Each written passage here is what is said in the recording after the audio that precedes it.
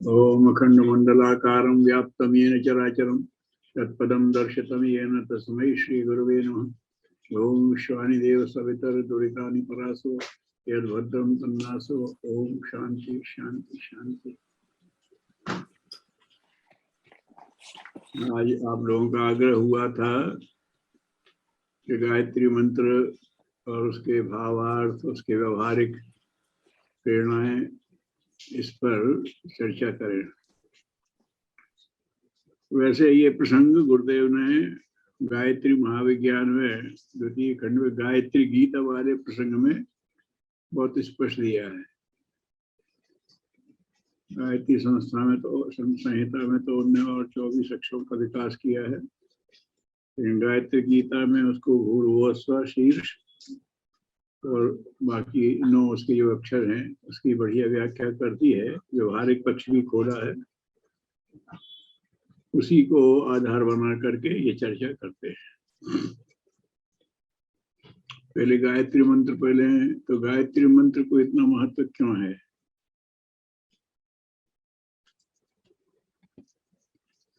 तो इसलिए है कि इसको वेद माता कहा गया है। ज्ञान का सर्वोच्च स्वरूप जो है वो वेद है। वेद माने होता ज्ञान ही है, लेकिन वेद करके अलग वो हैं, वो भी लोगों के ज्ञान का ही संग्रह है। तो इसे वेद माता कहते हैं। ज्ञान इसी से हो रहा है। और जो सृष्टि का संचालन चल रहा है वो देव शक्तियां कर रही हैं। जैसे अपना कोई तंत्र का संचालन, कोई फैक्ट्री है, कोई ऑफिस है, उसका एक संचालक होता है, वो सारी क्रियाएं ठीक चलाता है। ऐसे ही सृष्टि के विभिन्न विभाग हैं, तो हर विभाग में उसको ठीक से चलाने के लिए देवताओं की नियुक्ति है। तो ये सृष्टि का संचालन व्यवस्थित चल रहा है, ये देव शक्तियों से है। तो इन देव शक्तियों की उत्पत्ति भी देव माता से हुई, इसे देव माता भी कहते हैं। तो ने बताया था पद्म पुराण के अनुसार गायत्री की उत्पत्ति के विषय में कहा है। भगवान की नाभि से कमल होगा, उसमें ब्रह्मा जी प्रकट हुए। उन्होंने कहा मैं आया काय के लिए आया हूं? तो उनको निर्देश मिला सृष्टि करो। उन्हें कैसे करूं, यहाँ तो कुछ है ही नहीं, सृष्टि कैसे करें? तो फिर गायत्री मंत्र उनको आकाशवाणी से मिला, गायत्री मंत्र की साधना करो। तो कहते हैं गायत्री मंत्र आकाशवाणी से आया, उसकी उन्होंने साधना की। तो उसकी साधना करीब 1000 वर्ष तक करते करते उनको सारी दृष्टि आ गई, क्षमता आ गई। तो सब कुछ तो है, संकल्प से ही सृष्टि बनती है। तो उन्होंने फिर सृष्टि को बना दिया। तो ये क्या हुआ, जितनी देव शक्तियां हैं उनकी भी माता है, वेद माता भी है। तो सृष्टि का विकास ही गायत्री से ही हुआ है। अब गायत्री को कहते हैं, गए प्राण को कहते हैं, तीन प्राण को कहते हैं। जो प्राणों का त्राण करे सो गायत्री। इसको सावित्री भी कहते हैं। तो इसका सविता है। सविता माने सूर्य कहते नहीं, सविता प्रसविता भवती। जिसने हमें उत्पन्न किया वो हमारे लिए सविता है। तो सूर्य इसलिए है कि धरती को, सूर्य में तो धरती का सविता सूर्य है, लेकिन सूर्य का भी कोई सविता है। तो इतनी विशाल सृष्टि है, तो उसका बनाने वाला कौन, उसको पैदा करने वाला तो परमात्मा ही हो सकता है। तो गायत्री का देवता सविता है। देवता माने हमारी देवता सारी बात नहीं है। वेद में जो वेद मंत्र हैं, हर एक में ऋषि, देवता और छंद, ये 3 दिए हैं हर ऋचा में। इसका ऋषि ये है, इसका देवता ये है, इसका छंद ये है। तो गायत्री मंत्र का ऋषि कौन है? तो विश्वामित्र। विश्वामित्र ऋषि माने जो विश्व का मित्र है, विश्व के हित से कामना करता है, ऐसा ऋषि है गायत्री का। उसी ने गायत्री को प्रयोग करके और सबके लिए खोल दिया। तो गायत्री के मंत्र दृष्टा भी कह सकते हैं। ऋषि विश्वामित्र, विश्वामित्र भाव होगा तब।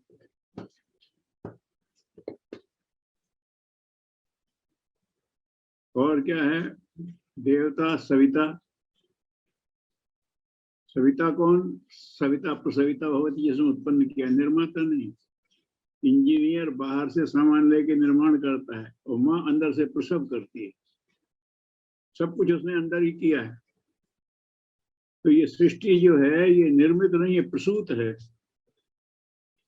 भगवान ने अपने अंदर से ही प्रकट कर दिए, उगल दिए एक तरह से। तो इसका सविता तो सृष्टि का सविता तो परमात्मा ही हुआ। तो सविता का मतलब है कि आदि उत्पन्न करता। सविता वहां जाके टिकता है। ऋषि, देवता और छंद। छंद क्या है? गायत्री।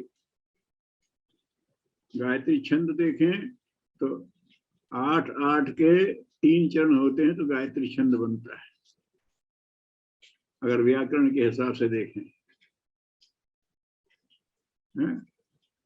तो तमाम छंद हैं।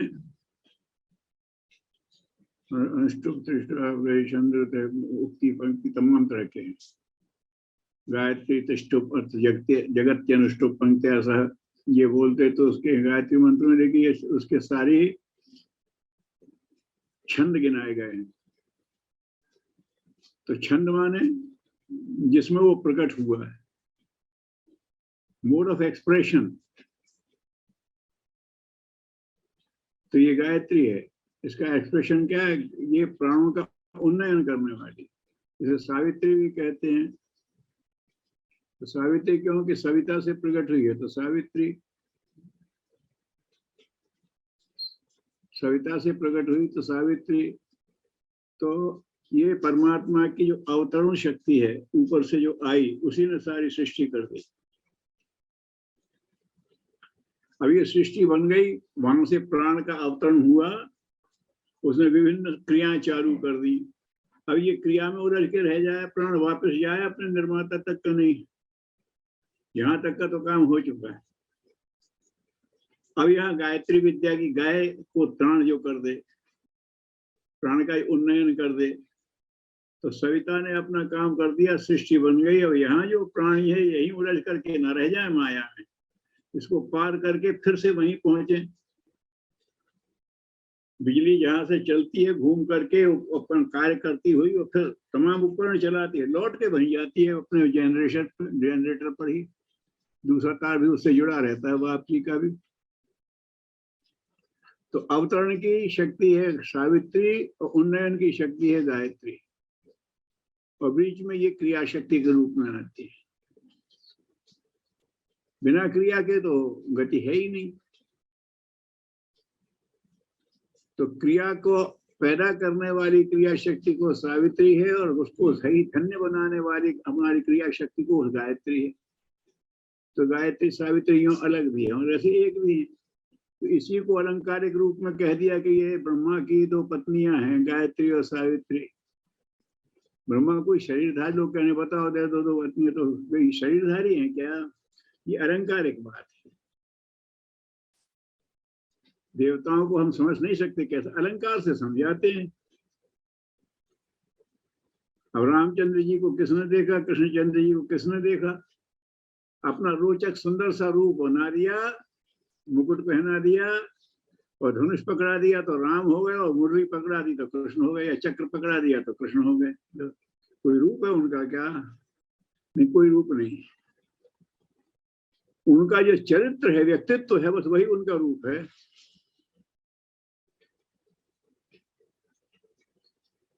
तो ये क्रम चलता रहता है बराबर, क्रिया शक्ति अपने करती रहती है। हम किसी का कोई स्वरूप, शक्ति का कोई स्वरूप नहीं है, ब्रह्मा का कोई स्वरूप नहीं है, वो तो एक चैतन्य सत्ता है। तो उस चैतन्य सत्ता ने अपनी दो धाराएं खोल दी, एक अवतरण की और एक उन्नयन की। और इसीलिए कहते हैं कि पुष्कर में पहाड़ के इस छोर पे पर्वत पे बैठी है गायत्री, उस पे बैठी है सावित्री, अलग बिठाल दिया। क्यों बिठाल दिया? अरे बिजली के दोनों तार मिलाए नहीं जाते कभी, वो तो किसी उपकरण के थ्रू जुड़ते हैं। तो ये ब्रह्म के जो तार वो कहाँ जुड़ते हैं? वहां जो अगर सक्रिय हो गया तो वो तीर्थ बन जाएगा, जो पुष्कर बन गया। ये गायत्री सावित्री धाराएं हैं, इनके बीच में जो क्रिया होती है वो तीर्थ बना देती है, चाहे वो व्यक्ति हो, चाहे जीवन हो, चाहे वो क्षेत्र हो।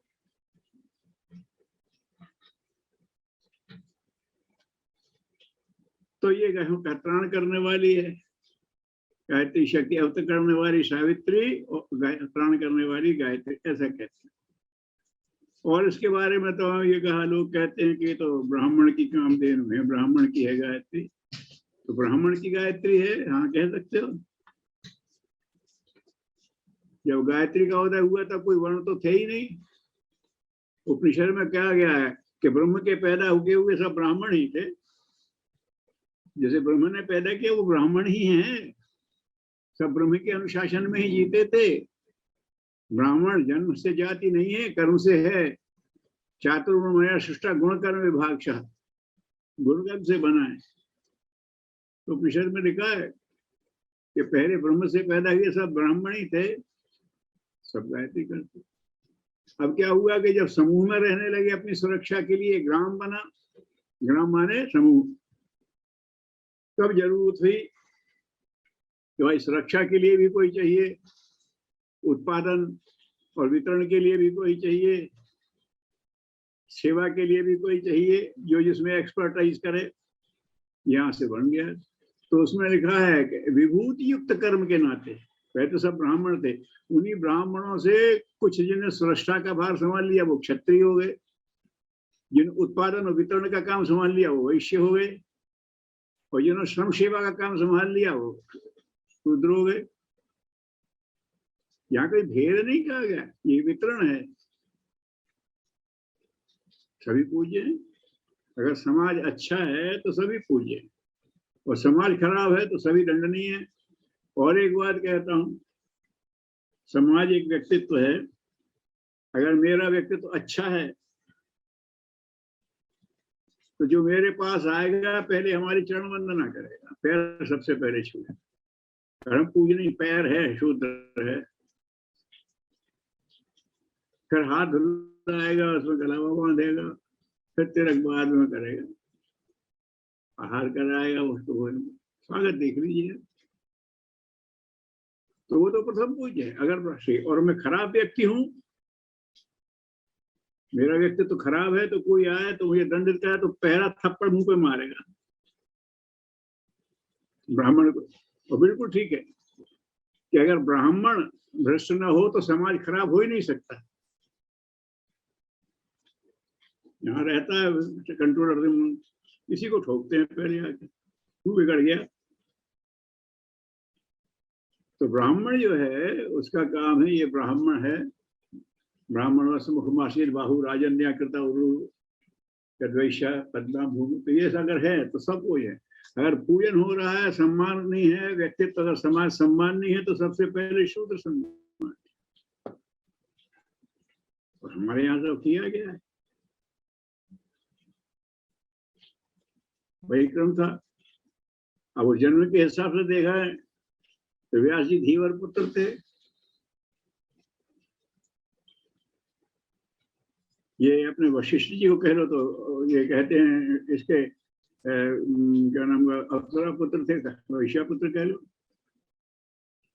तो कहते, लेकिन कर्म से हो गए वो वहां। ये चातुर्वर्ण गुण कर दो, ये वर्ण से थे। तो ब्राह्मण कौन था? कि वो था। तो इन्होंने कहा गायत्री क्या है? ब्राह्मण की कामधेनु है ही ब्राह्मण के लिए। किसको फलित होगी गायत्री? जो त्राण का प्रयास करेगा उसका फलित होगी। ब्राह्मण का ये होता है कि हम जहाँ आ गए वहीं बने ना रहे हैं, यहाँ काम करते हुए हमेशा आगे समाज बढ़ता रहा। ये बुद्धिजीवी जो हैं, ये कह रही है ऊपर का, ये बुद्धिजीवी वर्ग कह सकते हैं, ये शौर्यजीवी है, ये पुरुषार्थजीवी है, व्यवसायजीवी है, ये सेवाजीवी है नीचे। तो वो वर्ग जो होता है ऐसे वो करता है, तो इसके ब्राह्मण के काम देने में ठीक है। गुरुदेव ने मालवीय जी से दीक्षा ली थी। गुरुदेव के पिताजी विद्वान थे, तो उन्होंने कहा यूं ही किसी से दीक्षा लेने का अपने घर में जो काम खींचने के लिए नहीं है, समर्थ व्यक्ति से होनी चाहिए। तो मालवीय जी उनके मित्र थे, तो गुरुदेव को लेकर के बनारस गए थे और मालवीय जी से दीक्षा दिलवाई थी। और उसमें मालवीय जी ने कहा था, गुरुदेव ने इस बारे में लिखा है, ये गायत्री कामधेनु कहते हैं, लेकिन ये ब्राह्मण की कामधेनु है। सुन लिया, चल दिए, फिर रास्ते में आए थे, ट्रेन से पूछा कि ब्राह्मण की तो माता है तो सबकी है। बोले वो तो ठीक है, लेकिन ये बताओ,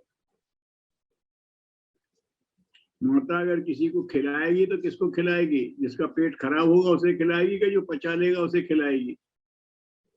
क्या खिलाएगा उसी को खिलाएगी, तो ठीक है।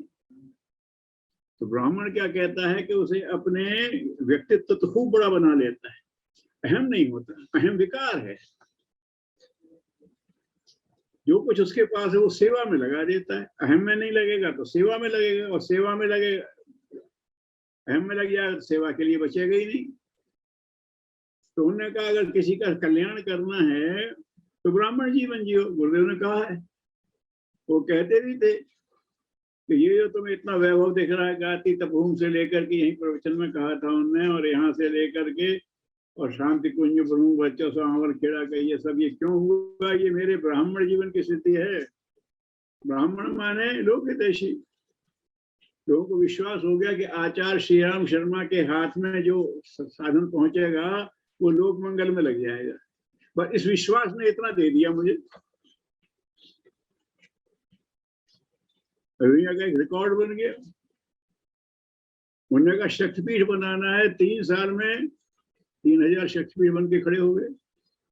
कौन सी शक्ति थे? ब्राह्मण की शक्ति।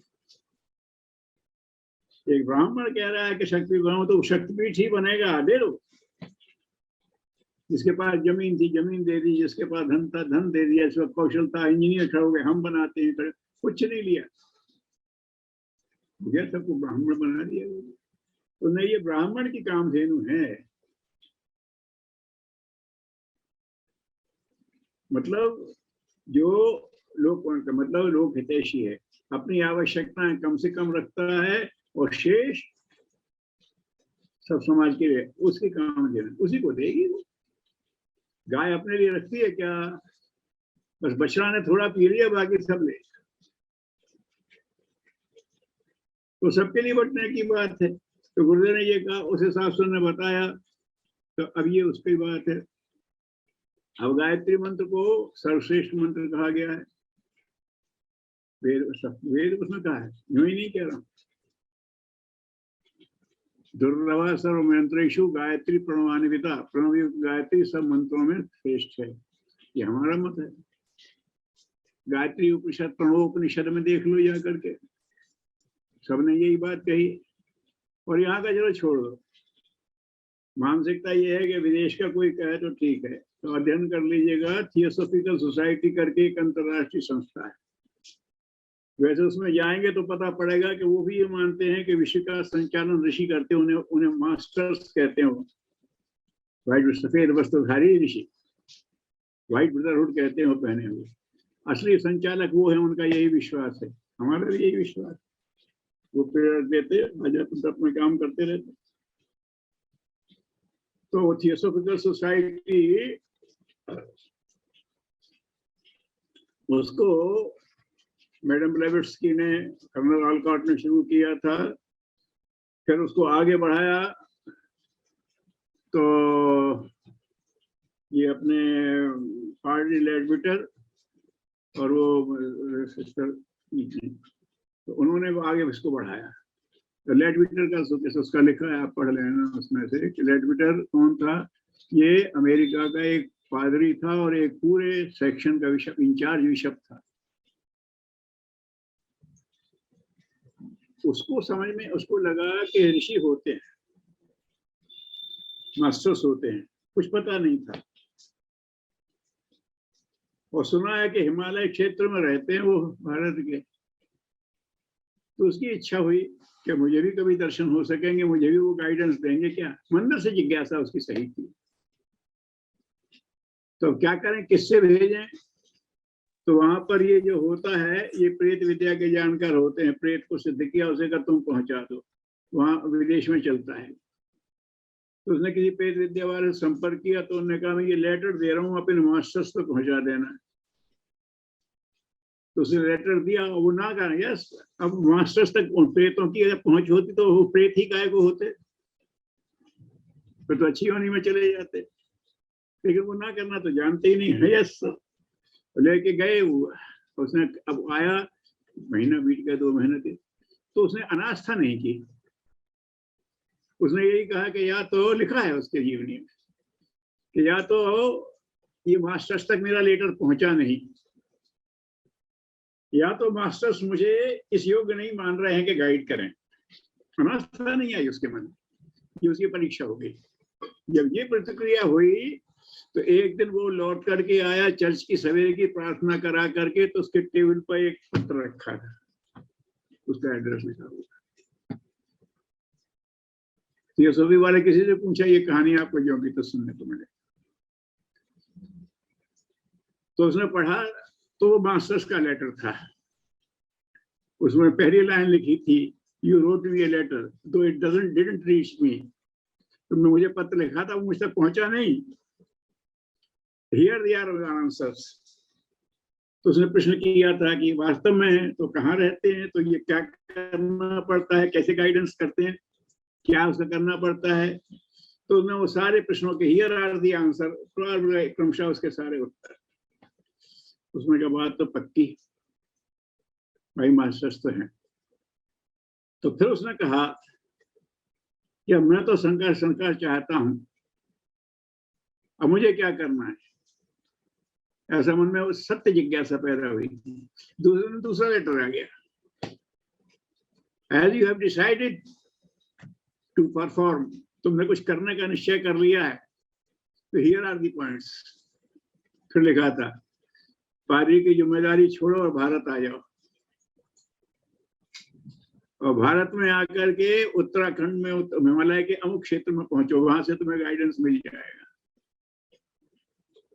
तो उसने तत्काल, जितनी कुछ समय तो लगा, पूरे उसका एरिया का बिशप था, उसने चार्ज दिया और वो लेकर के भारत आ गया और चला गया हिमालय।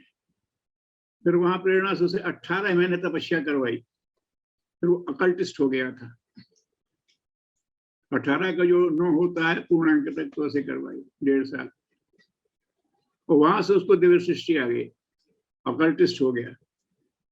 अकल्टिस्ट उसे कहते हैं जो कर्मकांड होता है, मंत्रोच्चार होता है, इसका सूक्ष्म जगत में जो प्रभाव होता है वो उसे दिखता है, दिव्य दृष्टि संपन्न जैसे कहते हैं।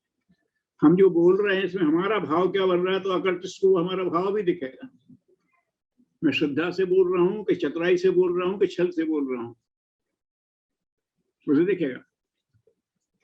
तो अकल्टिस्ट हो गया। तो एक, वैसा मैंने कहा कि वो ऋषियों को मानते हैं, थियोसॉफिकल के 110 देशों में उस समय थी जब मैं सर्विस में था, पता नहीं कितनों में पहुंची, संपर्क बना नहीं। तो जब भी उनका कोई फेडरेशन होता है, वो गेट टुगेदर होता है, तो उनकी एक पूजा है और उसकी एक पुस्तिका है, भारत समाज पूजा नाम है उसका। सारे संस्कृत में मंत्र हैं। उसमें ये दिया है कि उसको अध्वर्य कहा, जो संचालन करेगा, पौरोहित्य करेगा, वो अध्वर्य बोलेगा, ये सब बोलेंगे, ये वो बोलेंगे, ये वैसा लिखा हुआ उसमें, और सब संस्कृत के श्लोक हैं। तो जो भारत समाज पूजा, कहीं पर भी छोटे लेवल पर, बड़े लेवल पर, नेशनल लेवल पर, इंटरनेशनल लेवल पर अगर थियोसॉफी का फेडरेशन होगा तो वहां भारत समाज पूजा परफॉर्म की जाएगी। उन्हीं में से जो श्रेष्ठ साधक होगा वो उसको लीड करता है और बाकी सब पर। उस पुस्तक की भूमिका में लिखा है लेडविटर ने, जो कि अकल्टिस्ट था। उसने ये लिखा कि गायत्री मंत्र ऐसा मंत्र है कि पूरे सूक्ष्म जगत में इसका गुंजार हो रहा है। इतनी साधना की गई है कि पूरा सूक्ष्म जगत इससे भरा हुआ है, और जैसे ही आदमी इसका उच्चारण शुरू करता, बहुत हाईली एक्टिव है, तत्काल प्रतिक्रिया होती है।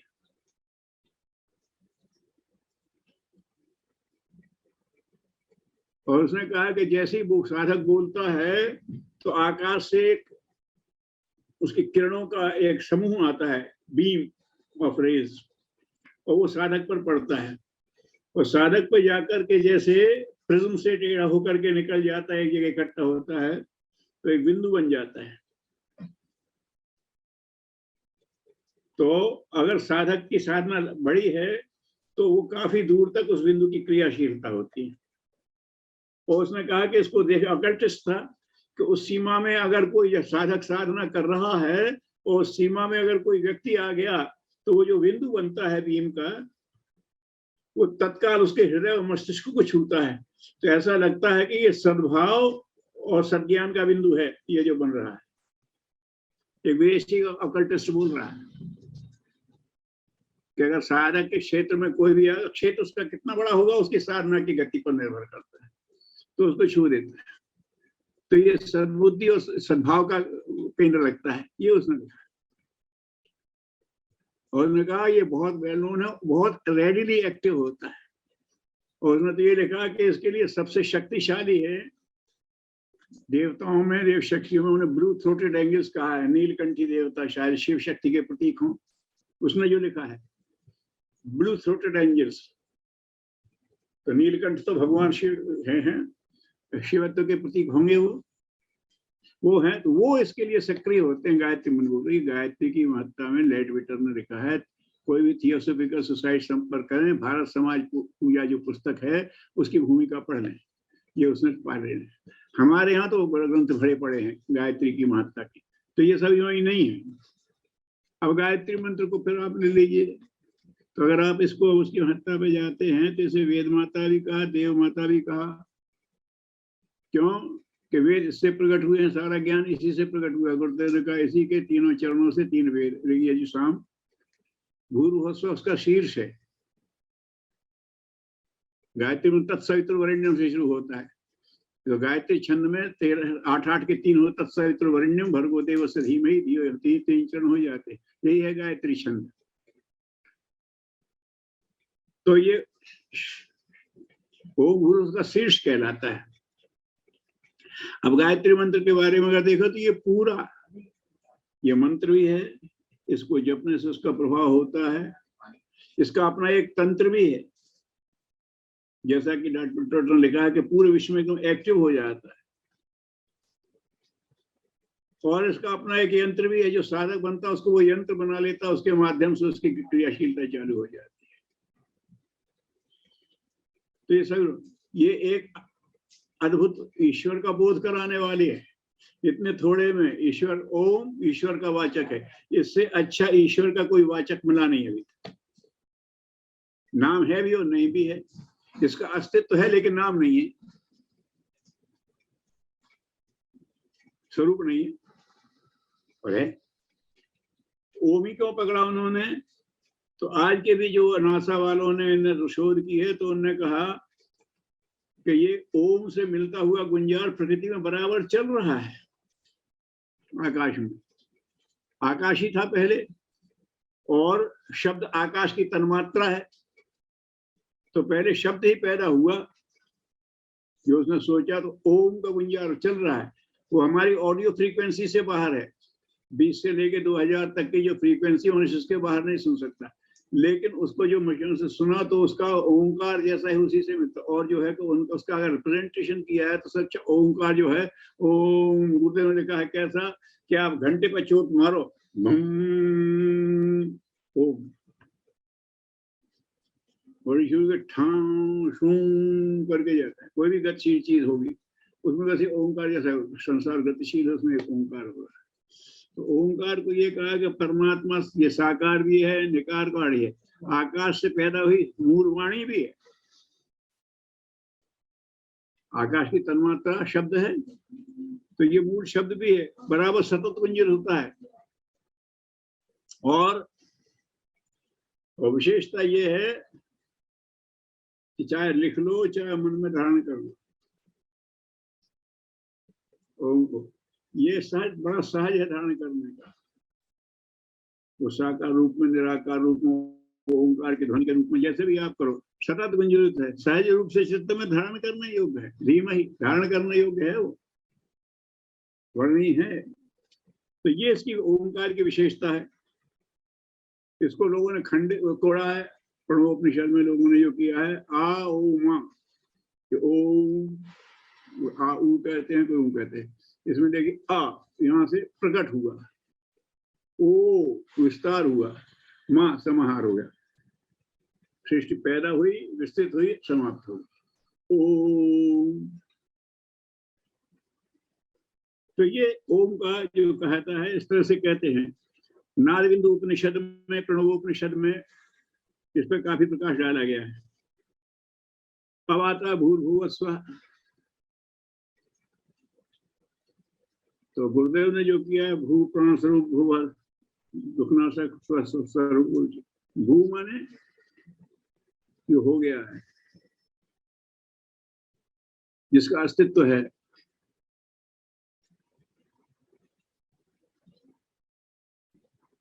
सूर्य ने बना दिया, एक धरती बन गई, तो भू है, धरती को कहते हैं। जो अस्तित्व में आ गया, तो अस्तित्व में कैसे आ गया कि प्राण ने एक आकार ले लिया। मूल शक्ति तो प्राण ही है, वो विभिन्न रूपों में जा रहा है।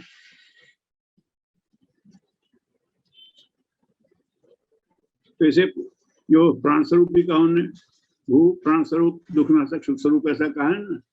तो भू क्या है, जो हो गया, हो गया क्या, प्राण, प्राण ने एक स्वरूप ले लिया। व्यवहार में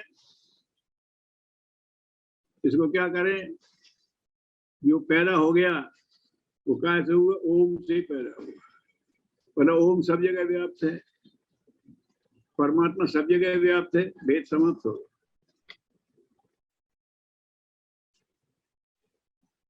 ओम अस्तित्व में आया, प्राण जो पैदा हुआ, अभेद पे आ गई बात, सब जगह है वो, आप देख सकते हैं। अब भुआ, भू हाँ, दुखनाशक, दुख क्या है, भव रोग से बड़ा कोई रोग नहीं। कादिर रोगा भवेव साधो, शंकराचार्य ने लिखा है, ये रोग है, और इस रोग को वो समाप्त कर सकता है। भुवा, तो में क्या है, भूव, हाँ, भू को समाप्त कर दे। जो सांसारिक माया है, उससे परे निकाल सकता है। तो ये क्या है, दुखनाशक। दुख कैसे होता है, कामना पूरी नहीं हुई तो दुख। तो भुआ करना तो कामना से रहित हो जाओ, भुआ। अगर दुख को मारना है तो कामना अगर पूरी नहीं हुई तो कामना रहित हो जाओ। तो फिर काम कैसे करें, कर्तव्य भाव से। मुझे भगवान ने बनाया है, जैसा निर्देश देगा कर दूंगा, जो लोग सबके लिए कल्याण का होगा वो निर्देश देगा, मैं कर दूंगा। मेरा कुछ नहीं है, मैं हूं लेकिन मेरा कुछ नहीं है, ये मैं हूं लेकिन मेरा कुछ नहीं है, ये भी उसी का है, जिसका उसी के लिए लगेगा। तो कर्तव्य कर्म रह जाए तो सब कर्म खत्म हो गए, और जब कर्तव्य कर्म रह गया और कर्म खत्म, इच्छा कर्म खत्म हो गए, तो भुवा, माया खत्म हो गई, कष्ट के कारण ही खत्म हो गए। भू भुवा स्व, स्व था, स्व को समाप्त कर दो। मेरापन कुछ नहीं है। जब तुमने समझ लिया तो अपने अहंकार रूप में बैठा उसे खत्म कर दो, अहंकार का हनन कर दो। मैं क्या हूं, तो ये लोग, मैं तो ईश्वर का अंश हूं, तो मैं तो कुछ हुई नहीं, ईश्वर ही है सब कुछ, खत्म हो गया। और सुख स्वरूप का जब आपने अहंकार का हनन कर दिया, अहंकार टूटता है तो ही दुख होता है। अहंकार हट गया तो सुख ही सुख है, क्योंकि भगवान तो सच्चिदानंद है, वहां दुख का कोई कारण ही नहीं। ये हमारी ही अनगढ़ता, हमारी ही कामनाएं दुख पैदा कर देती हैं। तो सुख तो भगवान स्वरूप है ही सच्चिदानंद, ये तो विकार है। प्रकाश का अभाव अंधकार है। तो ईश्वरीय बोध का अगर अभाव हो जाता है तो मैं स्व हूं, मैं कुछ नहीं हूं, मैं हूं लेकिन मैं कुछ नहीं। स्व ये करेगा तो आत्मिक बौद्धिक शांति मिल जाएगी। प्राणनाशक, प्राण स्वरूप, दुखनाशक, सुख स्वरूप, इसीलिए उन्होंने लिखा है गुरुदेव भूर्भुवः स्वः का जो कहा है, फलित उसकी वही प्राण स्वरूप, दुखनाशक, सुख स्वरूप। ओम भूर्भुवः स्वः, ये क्या है? ये शीर्ष है प्रणव, और ये प्रणव रूप में क्या है? ये भू है, भुवः स्व है। ये तीनों भू भुवः स्व तीनों लोकों में व्याप्त है। भूर्भुवः स्व। परमात्मा कहाँ है? ओम के रूप में है। जैसे ओम सब जगह व्याप्त है, वैसे परमात्मा सब जगह व्याप्त है। मान लो वो सवाल लगा के देते हैं कि एक व्यक्ति को तनख्वाह मिली, उसने इतने परसेंट तो बैंक में जमा कर दी, इतने परसेंट घर खर्च के लिए दे दी, इतने परसेंट उसने नए कपड़े बनवाए, इतने परसेंट उसने मित्रों के लिए रिजर्व कर दिया, वगैरह वगैरह। अब जो बचा इतने परसेंट, वो इतना है, तो बता टोटल कितना है? यही तो होता है ना सवाल, एक एक नियम का। अब यहां मानना पड़ता है। असली तो आएगा रिजल्ट आने पर, जब प्रॉब्लम सॉल्व हो जाएगी तब आएगा कि वो वास्तव में क्या है। लेकिन अभी आप तो मान लो, मान लिया क्या वो तो एक है। अरे यार इतना खर्च करने के बाद तो 200 बच गया, तो एक कैसे है? अब बहस करते रहो। आपको मानना पड़ेगा कि वो एक है। अच्छा एक नहीं मान लो, एक्स मान लो, वाई मान लो, जेड मान लो, का मान लो, खा मान लो, कुछ मान लो, और फिर उसमें इतने इतने परसेंट घर के ले जाओ, फिर ले आओ, अब आ जाओगे, अब आपको असली समझ नहीं आएगा परमात्मा क्या है। तो जब तो बोध हो जाएगा तब आएगा। अभी तो मान लेना है आपको कि परमात्मा ऐसा है, सुंदर सा कृष्ण भगवान जैसा है, सुंदर सा राम जी जैसा है, और निर्विकार कृष्ण जैसा, शिव जैसा है, और आनंद रहने वाले विष्णु जैसा, जैसा भी है आप मान लो। दीनदयाल है, करुणा निधान है, रहमान है, रहीम है, जैसा है मान लो। मान लो, सवाल लगेगा नहीं इससे कम। थ्योरी ऑफ एजम्पशन कहते हैं इसे, गुरुदेव भी कहते हैं। मान लिया कि वो अल्लाह है, मान लिया कि वो विष्णु है, मान लिया कि वो शिव है, मान लिया कि वो ओम, कुछ भी मान लो, लेकिन मान लो। अब तुम चलोगे तो अंत में रिजल्ट आएगा तो आपको सही बोध हो जाएगा, तो फिर तो परे हो गए आप सबसे। रिजल्ट तो बाद में आने वाला है। तो ये जो अपना कहते हैं इसमें हो जाता है। अब उसके बाद आता है कि वह जो क्या है? ओम भूर्भुवः स्वः, इसमें व्याप्त है। तो इतना ही है? नहीं, तत्, इससे बाहर भी है। ये तो देख रहा है तुम्हें, तो ये नहीं वह। अरे अपने आगे के जीवन का ध्यान रखो। तो ये जीवन तो छोटा है, इसके पहले भी हम अव्यक्त थे और बाद में भी अव्यक्त हो जाएंगे। वो हमारा अव्यक्त जीवन बहुत बड़ा है, ये व्यक्त जीवन तो थोड़ा सा है। उस बड़े का ध्यान नहीं रखते, इसको लेकर के मुंह में फंस जाते। यार कैसे बेवकूफ हो।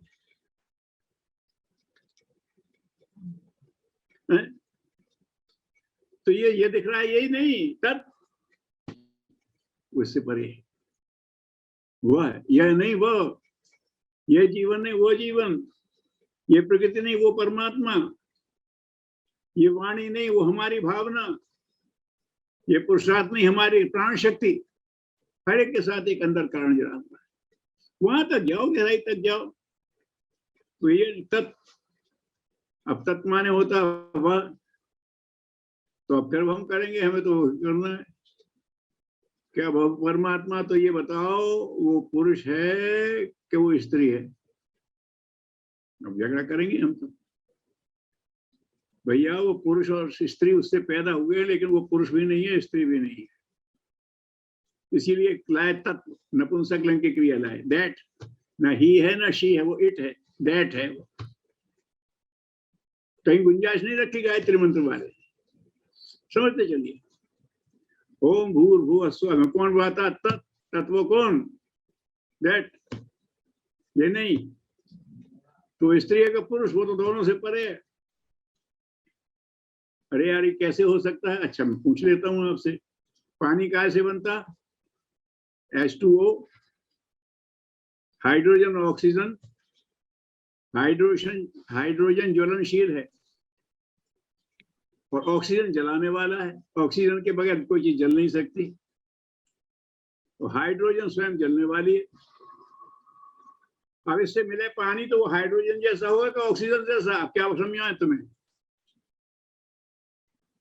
वो जलने वाला नहीं है, जलाने वाला नहीं है, वो तो शांत करने वाला है, तृप्त करने वाला है।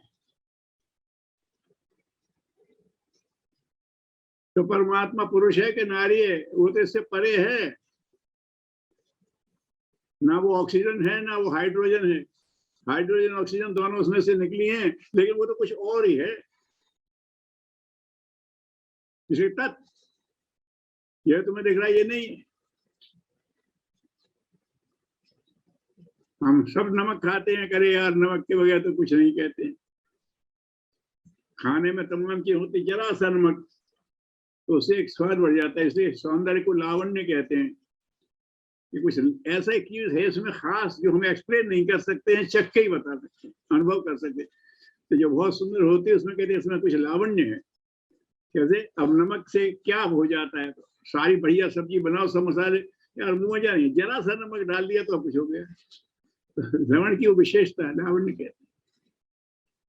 तो ये क्या है? लवण क्या है? NaCl। Na माने सोडियम, Cl माने क्लोरीन, दोनों जहर हैं। सोडियम का पता है आपको? इतनी जल्दी ऑक्सीडाइज होता है कि हवा में रखा तो जल जाएगा, पानी में डालो तो जल जाएगा, उसी में से ऑक्सीजन ले लेता है। उसे मिट्टी के तेल में डुबो कर रखते हैं, हवा के संपर्क में जल जाएगा, हाईली इन्फ्लेमेबल। ये क्या है? सोडियम। और क्लोरीन जहर है। क्लोरीन की सुंघा दो, आदमी घर चला जाएगा। अब ये बताओ कि NaCl, सोडियम क्लोराइड, ये सोडियम जैसा है कि क्लोरीन जैसा? वो दोनों जैसा नहीं है, कुछ और ही है वो। तो परमात्मा तो कुछ और ही है। हम जो एज्यूम करते हैं वो नहीं है, पुरुष जैसा स्त्री जैसा कहीं कुछ नहीं है, वो तो कुछ और ही है। समझ में आएगा तो तब ये तो समझ, वो नहीं, बाद में आएगा समझ में। कुछ मान लो तुम तो, अरे बाप रे, तो सब में व्याप्त है। हाँ, तो कहाँ परमात्मा, कहाँ हम जैसा सीमित, हम जैसा माया पर, और कहाँ परमात्मा अनंत मायापति। ठीक है, लेकिन एक बात तो तुम भूल गए, तो कौन है? वो सविता है। सविता माने सविता प्रसविता भवति, जिसने हम उत्पन्न किया है। बताया था ना कि सृष्टि निर्मित नहीं है, प्रसूत है। माँ उत्पन्न करती, प्रसव करती है, तो वो सविता है। तुम अलग कैसे उससे? उसी ने तुम्हें पैदा किया है, कैसा भी हो। माँ बहुत सुगढ़, सबका संतुलन बनाती है, सब जगह स्वच्छता रखती है, सबका वो रखती है। और बच्चा किसी का ख्याल नहीं रखता, चाहे जहाँ गंदगी फैलाता है। अरे साहब, इन दोनों में क्या संबंध है? माँ बेटे का संबंध है। वो इतनी सुगढ़, ये इतना अनगढ़। हाँ, ऐसे ही भगवान इतना समर्थ, तो हम इतने असमर्थ, लेकिन संबंध है सविता का। उसी ने हमें पैदा किया है, तो उसने पैदा किया तो हमारे अंदर वो क्षमता है। बच्चे को विकसित माँ के पास रहने दो, अपने सारे गुण उसके अंदर विकसित हो जाएंगे। पिता के पास रहने दो, सारे गुण विकसित कर देगा अपने अंदर के, जो बीज रूप में है। तो माँ के पास बैठते रहो, तुम सविता के पास बैठते रहो, वो सब गुण तुम्हारे अंदर विकसित हो जाएगा। आप अंदर ही परमात्मा का अनुभव करने लगोगे। तो दूर नहीं है, वो तो सविता है, उसने तो तुम्हें पैदा किया है। बच्चा पैदा हुआ, अब इसका जीवन रखने के लिए क्या करें, क्या खिलाएं, क्या पिलाएं? कुछ मत करो, जो माँ पैदा कर रही है वही दे दो। जिसने पैदा किया उसी का सेवन करो। सवितर वरेण्यम, सविता ही वरेण्य है। माँ ने पैदा किया है तो बच्चे को पहला फीडिंग माँ का ही होगा और कुछ नहीं होगा। माँ चाहे जितनी विकसित दिखती हो, बच्चा चाहे अविकसित दिखता हो, पिता चाहे विकसित दिखता, बेटा चाहे अविकसित दिखता हो, लेकिन संबंध है उसमें। तो भगवान चाहे जैसा, लेकिन हम भी उसी के अंश हैं। और सविता इसीलिए वरेण्य। बच्चे के लिए माँ का दूध सबसे सूटेबल, वरेण्य माने एक्सेप्टेबल, वर्ण करने योग्य, जो हमारे लिए अनुकूल है। तो माँ ने जो पैदा किया वही दूध सबके लिए बच्चे के अनुकूल है। तो सविता ने जो हमारे लिए पैदा किया, बस लेकर देखो, यहाँ ध्यान रखो, वो हर चीज पैदा कर देता है तुम्हारे लिए, तुम्हारे अनुकूल। उसका उपयोग करना और संतुष्ट रहना सीख लो। धरती में सारी व्यवस्थाएं हैं। कुछ 14,000 किलोमीटर तो इसका डायमीटर है धरती का, तो कुछ 100 किलोमीटर तो उसमें कुछ मायने नहीं रखते। पर्यावरण कितनी दूर तक है? कुछ 100 किलोमीटर। 14,000 में कुछ 100 का क्या, बिल्कुल बाहर छोटी सी परत है। अगर बड़ा बनाओ सर्किल तो उसमें जरा सी दूर पर एक सूट दूर पर एक सर्किल है, इतना है पर्यावरण। उसके बाहर क्या है? बड़ा घातक है। वहां तो आदमी अब जिंदा नहीं रह सकता। वो घेरा है, उसमें उसने कर दिया। वो जो भेजता है सब वरेण्य भेजता है हमारे लिए, उसी संतोष कर लो। उससे बाहर गए तुम, जिसने तुम्हारी मर्यादा निश्चित करी उसी में कर। वो तो उतना सब कुछ दे देता है। जब बच्चा गर्भ में है तब भी सब व्यवस्था कर रहा है। माँ की श्वास से श्वास ले रहा है, माँ के भोजन में से भोजन ले रहा है, सब कुछ कर रहा है। वह परिवार के संस्कार में से संस्कार ले रहा, सब ले रहा है। वो सब भेजता रहता है। तो वरेण्य है, सविता है, सविता है। तो फिर क्या करें? अब उसको करना है तत्सत्व वरेण्यम। वर्ण करें तो क्या करें उसका? भगवान शंकर जी को गोद में लेके बैठ जाएं, कहे सरस्वती माता की गोद में जाके बैठ जाएं, कैसे वर्ण करें? तो उसको दिव्य तेज के रूप में ही वर्ण करता। भर्गो, दिव्य तेज, प्रचंड तेज। प्रचंड भर्ग क्यों कहा है?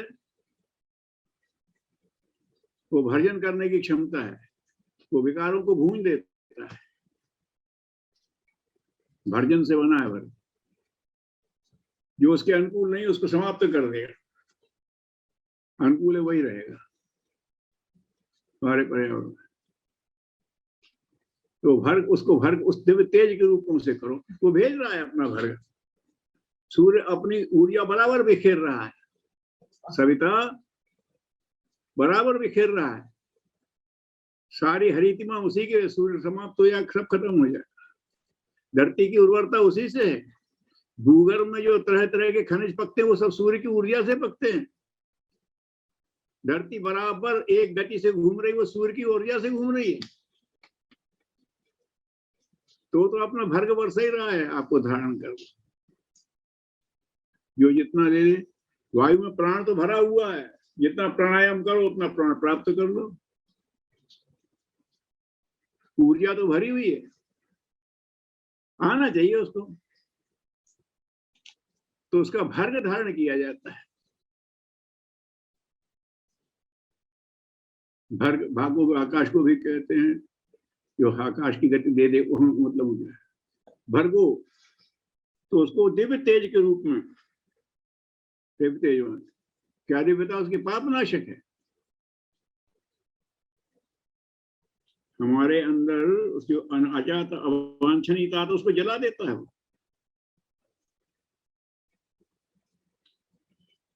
कष्ट के कारण पाप।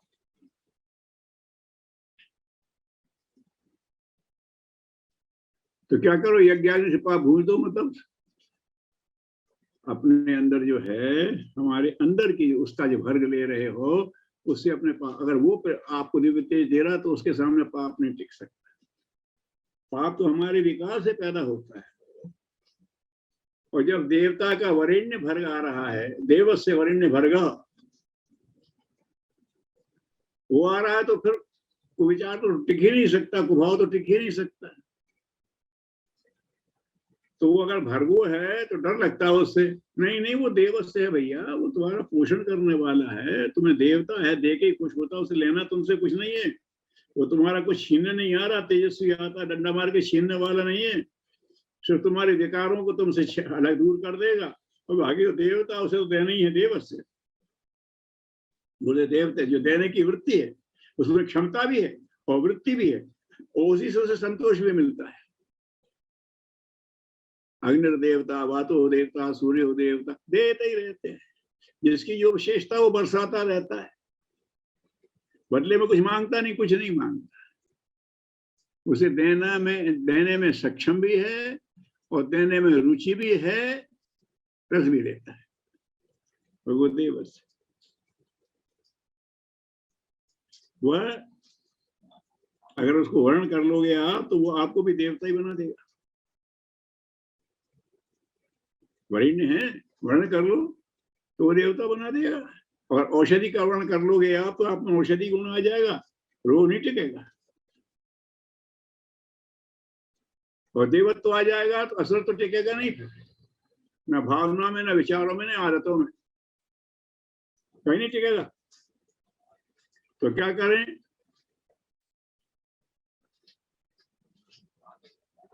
वर्ण करो इसका। कहाँ करें? धीमहि, धारण कर लो, बुद्धि में धारण कर, बुद्धि में धारण कर, भावनाओं में धारण कर लो, विचारों में धारण कर लो, ये दोनों में धीमहि। जितना सब कुछ हो रहा है, जो जितना धारण कर पाता है उतना मिल जाता है उसे। गुरु ज्ञान तो एक साथ देता रहता है, जो इतना धारण कर लेता है उतना मिल जाता है। कोच तो सबको एक सा गाइड करता है, जो इतना धारण कर लेता है उतना ऊंचा खिलाड़ी हो जाता है। भगवान तो अपने भरे को उड़ेल रहा है, जो इतना धारण कर लेगा। धीमहि, धारण कर लो, बुद्धि में धारण कर। बुद्धि में को वहीं से, बुद्धि से ही सारा संचालन होता है। हाथ में धारण करेंगे, पैर में तो एक सीमित रह जाएगा, और बुद्धि में धारण किया तो सबका संचालन कर रही है। तो बुद्धि में धारण करो तो सारी क्रियाओं का संचालन बुद्धि से ही तो होता है। ब्रेन वेव्स जो जाती हैं उसी से सारा संचालन होता है। ब्रेन वेव्स को कहीं अगर रोक दिया जाए नर्वस सिस्टम को, तो आगे फिर कुछ नहीं होता। आजकल तो डॉक्टर्स ने विकृत कर लिया है।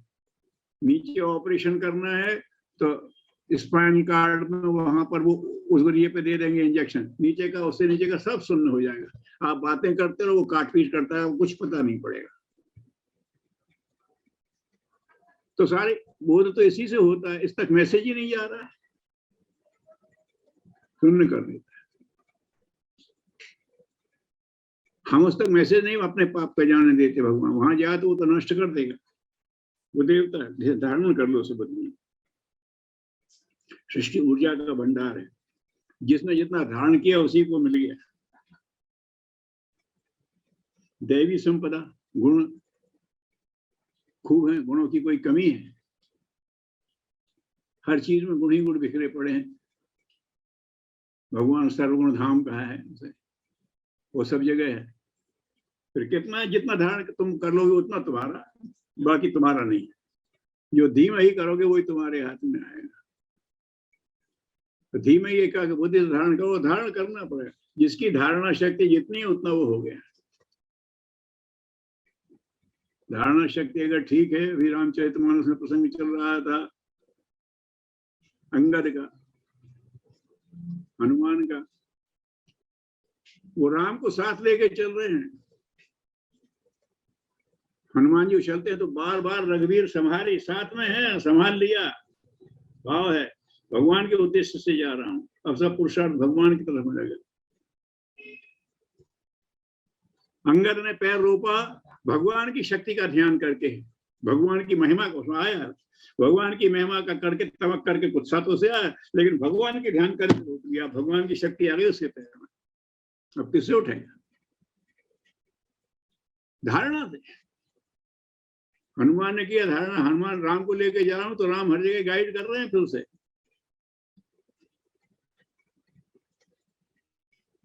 उसे क्या पता, वो तो सुरसा आई थी, वो तो भयंकर रूप लेके आई थी, राक्षसी का रूप, और क्या मुझे जाने दो माई, राम गाइड कर रहे हैं, ये सतोगुणी माया है, इसको हाथ जोड़ के निकल जा, राम को साथ में लेके चले।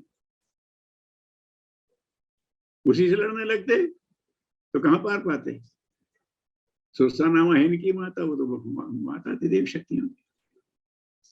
आगे कह दो सिंह का, उसने पकड़ लिया, सीधा निर्देश मिला, मार दे, मार दिया। जो समुद्र में परछाई देख के पकड़ लेती थी, राम का संकेत मिला, मार दे, मार दिया। वहां से छिप करके जा रहे थे, लंकिनी ने कहा कहां जाता है, उन्होंने इसको सबक सिखाया, एक घूंसा मारा, मुंह से खून निकल गया, खुद बोलने लगी मैं आ गया है, आशीर्वाद दे दिया। सुरसा ने भी दिया, राम का सब कर रहे हो तुम, बल बुद्धि निधान, पहचान लिया मैंने, तुम जाओ राम का काम, आशीर्वाद दे दिया। और लंकिनी, उसने भी कह दिया जाओ प्रवेश नगर कीजिए, सबका जा, हृदय राज कौशलपुर राजा, प्रवेश करो, भगवान को साथ में रखना। ब्रह्मा जी ने मुझसे कहा था, विकल हो जब कब के मारे तब जाने निश्चर संघारे, जब बंदर के घूंसे तू बेहाल हो जाए तब समझना राक्षसों का अंत आ गया। ये सब अवतारी थे, भ्रष्ट होकर कहीं पहुंचे तो सबके अंदर तो वो थी बात है। अब कौन गाइड कर रहा है, इससे ऐसा व्यवहार करो, इससे ऐसा व्यवहार करो। विभीषण को देखा तो क्या, इनसे हट कर यहाँ पहचानी, इसे जबरदस्ती पहचान करूंगा, कौन कह रहा है, राम कह रहा है इसे पहचान कर ले। बार बार रघुवीर संहारी, साथ लेके चल रहे, धीमई किया हुआ। अंगद ने भी अपना अहंकार से पैर रुकाते तो कोई उठा देता, कोई योद्धा कम थे, लेकिन भगवान का महिमा को याद रख करके पैर रोक दिया। पढ़ लेना उसमें, अब भगवान की महिमा को रखा तो फिर तो अब वो उसका बात यह है, धीमई। धारणा सही हो जाए, आपकी शक्ति हो जाए।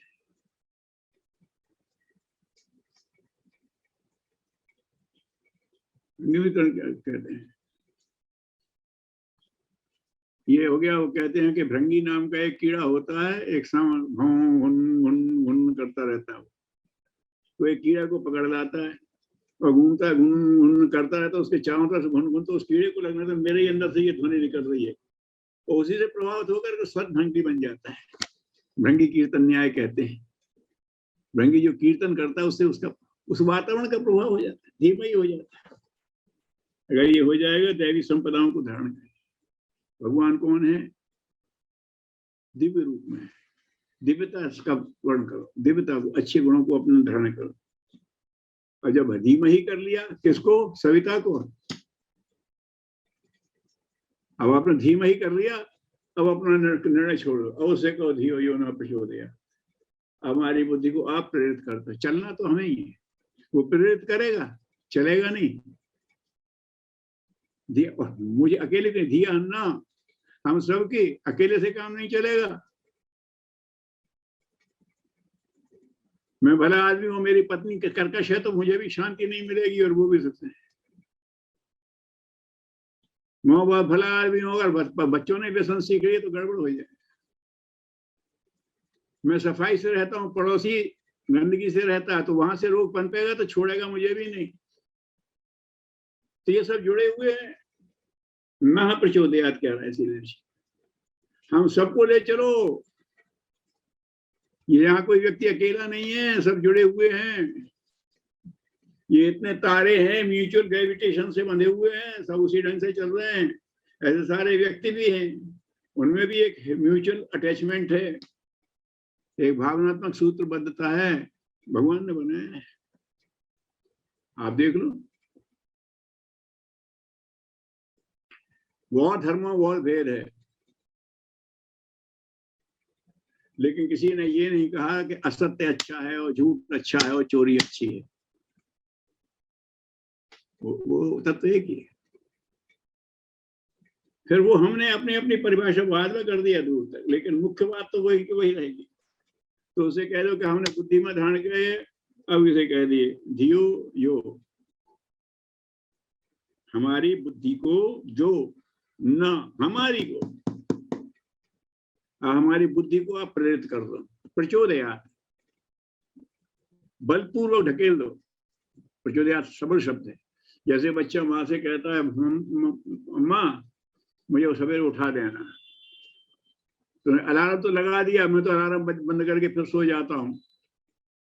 अरे मम्मी तो उठा देना। मम्मी ने उठा दिया, मम्मी 5 मिनट, माँ चलेगी फिर सो गई।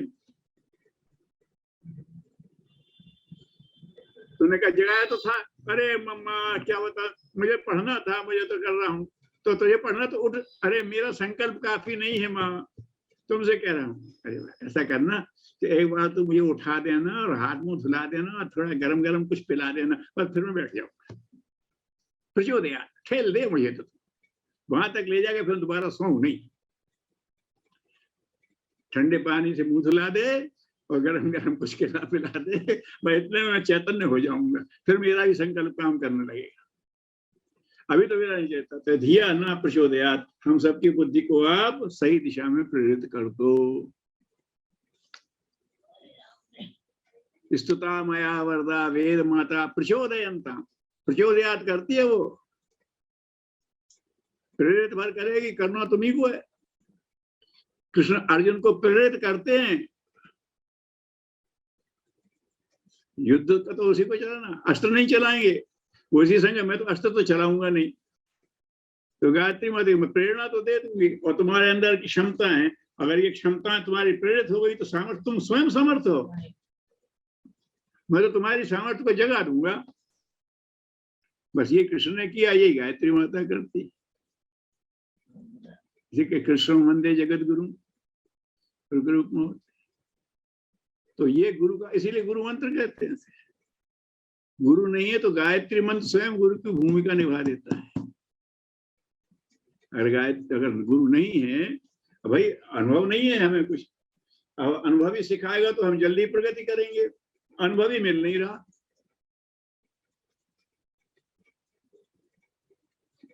प्रभु से कहो, प्रभु आप ही सिखाओ, सिखाएगा। दत्तात्रेय को 24 गुरु भगवान ने सिखाया, वेद माता ने सिखाया। कहां कहां से क्या क्या दान दे दी, वायु में से, सूर्य में से, इसमें से, उसमें, मधुमक्खी में से, ध्यान कूटने वाली महिला के एक्शन से। अरे कौन सिखा रहा है? वही सिखा रहा है। दिया ना प्रचोदयात, हमारी बुद्धि को सही दिशा में चला। अब ठीक बात है, सामर्थ्य उसको हमारा है, हम उसके अंश हैं, वो हमारा सरिता है, उसी से हम पैदा हुए, तो पोटेंशियल सब में सब हैं, और उसको हमने धारण कर लिया, वो प्रेरणा देगा तो उसके पोटेंशियल जाग जाएंगे। अब क्या संभव है? समाप्त हो गई बात। जो लक्ष्य बना लोगे सो मिलेगा।